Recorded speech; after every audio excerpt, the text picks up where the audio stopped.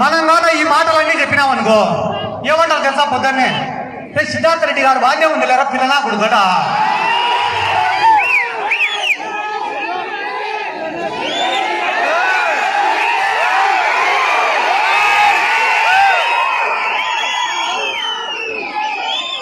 ఏమైతే అదరా పిల్లనా కొడుకుతోటి అన్నారు. వైఎస్ఆర్ కాంగ్రెస్ పార్టీలో చేరినారు. ఏమైతే అదరా పిల్లనా కొడుకుతోటి అన్నారు.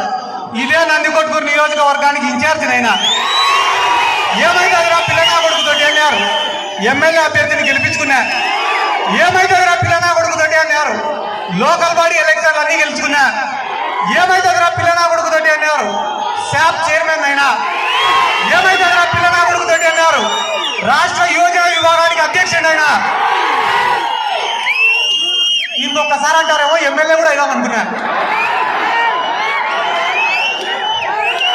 కానీ ఒరే మనం అనే కొద్దీ వీడు ఎదుగుతారా అని చెప్పి ఈ మధ్య అనడం సాధించిన. ఒక్క నిమిషం దించు.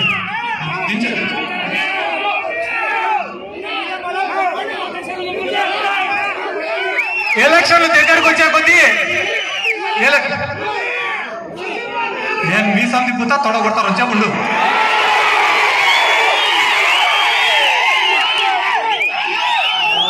ఒరే నాయన మీరు అట్లా చేస్తే కానీ మీరు జగన్ అభిమానులు కాదు బాలకృష్ణ అభిమానులు అనుకుంటారు. మొన్న బాలకృష్ణ కూడా వచ్చినాడు ఇడికి. ఇదే పటేల్ సెంటర్కి వచ్చినారు. నేను టీడీపీ వాళ్ళని అడిగినా ఏమైందిరా బాలకృష్ణ మీటింగ్ అంటే, అన్న వాడు తెలుగులో మాట్లాడితే నచ్చి ఇంగ్లీష్లో మాట్లాడితే సుత్తి నాన్న. తెలుగుదేశం పార్టీ వాళ్ళకి ఎన్నికలు దగ్గరకు వచ్చినాయి కాబట్టి ఇంకా ఎస్సీల పైన ప్రేమ పుట్టుకొని వచ్చింది. ఎస్సీల పైన ప్రేమ పుట్టుకొని వచ్చింది. ఒక్క విషయం గుర్తుపెట్టుకోండి అన్న, మాండ్ర శివానందరెడ్డి అనే వ్యక్తి హైదరాబాద్ లో కబ్జా చేసిన ప్రతి సెంటు భూమి, ప్రతి ఎకరం భూమి అన్ని కూడా దళితులవే.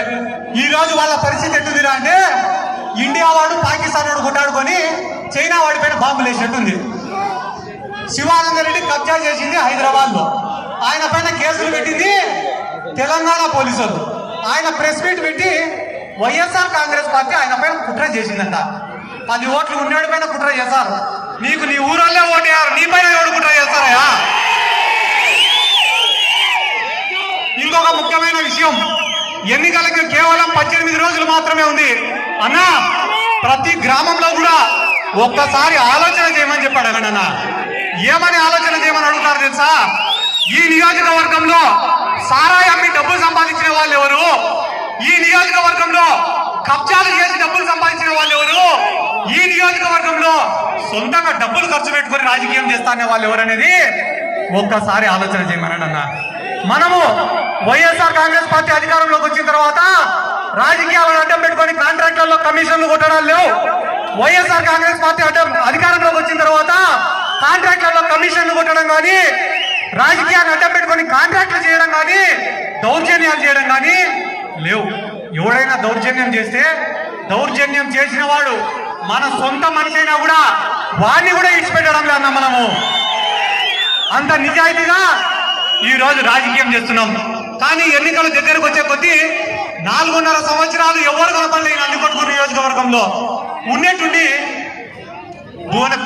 భువనేశ్వరే కదా, భువనేశ్వరి గారు ఒకరోజు వచ్చినారు, బాలకృష్ణ ఒకరోజు వచ్చినాడు, శివానందరెడ్డి వచ్చినాడు, లింగారెడ్డి వచ్చినాడు, తెలుగుదేశం పార్టీ అభ్యర్థి వచ్చినాడు, బైరెడ్డి రాజశేఖర రెడ్డి వచ్చినాడు, వాళ్ళ కుటుంబ సభ్యులు వచ్చినారు. ఏదిరా వీళ్ళందరూ వరద బాధితులు వచ్చినట్టు వచ్చినారు అనుకున్నాడు నేను. అయిపోయిన తర్వాత కాలకేయులు వచ్చి మీద పడినట్టు పడినారు. వినిపించడం లేదా?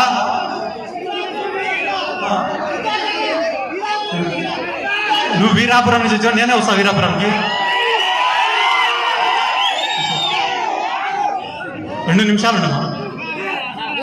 ఒక ముఖ్యమైన ఉండాలి శ్రీకాంత్ అని ఉండాలి.